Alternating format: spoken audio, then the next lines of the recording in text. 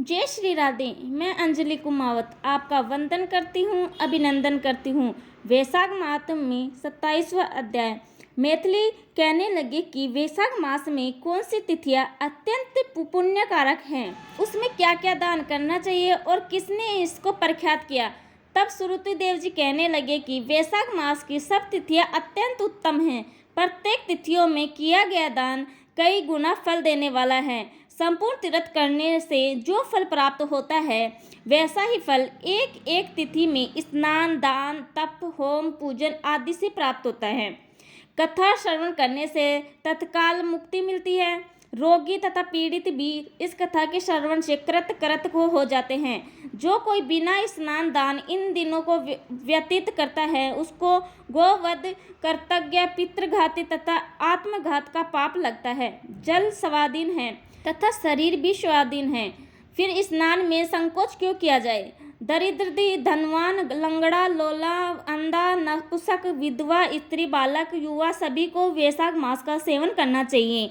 जो कोई नीच इन सुलभ धर्मों का पालन नहीं करता, उनको नरक का भागी होना पड़ता है। जैसे दही को मथ कर मक्खन निकाला जाता है, वैसे ही इस मास की तिथियों को अलग अलग बताता हूँ।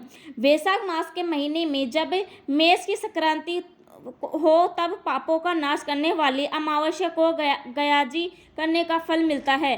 अब पितरों का एक पुराना इतिहास कहता हूँ। जब पृथ्वी पर सावण्य मनवंतर का राज्य था, तीसरे कलयुग के अंत में जब सारे धर्म नष्ट हो गए, उस समय अनर्थ देश में धर्मवर्ण नाम का एक ब्राह्मण हुआ। उसने घोर कलयुग में मनुष्य को पापों में रत देखा। सब मनुष्य अपने अपने वर्ण धर्मों में से हीन हो गए। तब वह ब्राह्मण महात्माओं के सत्र यज्ञ का देखने के लिए पुष्कर क्षेत्र गया। वहां पर ऋषि मुनि शास्त्र अनुकूल पुण्य कथाओं का वर्णन कर रहे थे। कोई कलयुग की प्रशंसा भी कर रहे थे कि सतयुग में भगवान एक वर्ष की तपस्या से प्रसन्न होते थे, तो त्रेता में एक मास और दोपहर में एक पक्ष में, परंतु कलयुग में उसने 10 गुना फल प्रभु के स्मरण से ही हो जाता है। कलयुग में थोड़ा सा पुण्य कर्म भी बहुत अधिक फल देता है। जो दया, पुण्य, दया, धर्म आदि कुछ भी नहीं कर सकते, उनके लिए केवल हरि नाम उच्चारण ही उत्तम है। जो अकाल में दान करते हैं, वे बैकुंठ को जाते हैं। वहां पर जब यह प्रसंग हो रहा होता है, तो नारद जी एक हाथ में शीश और दूसरे हाथ में जिंघा पकड़ लिया कर उन्मत्त की तरह खूब हंसने व नाचने लगे। सब ने आश्चर्य से पूछा कि नारद जी, इसका क्या कारण है। नारद जी ने उसी अवस्था में उत्तर दिया कि निस्संदेह कलयुग प्रशंसनीय है, क्योंकि केशव भगवान केवल स्मरण मात्र से ही प्रसन्न हो जाते हैं।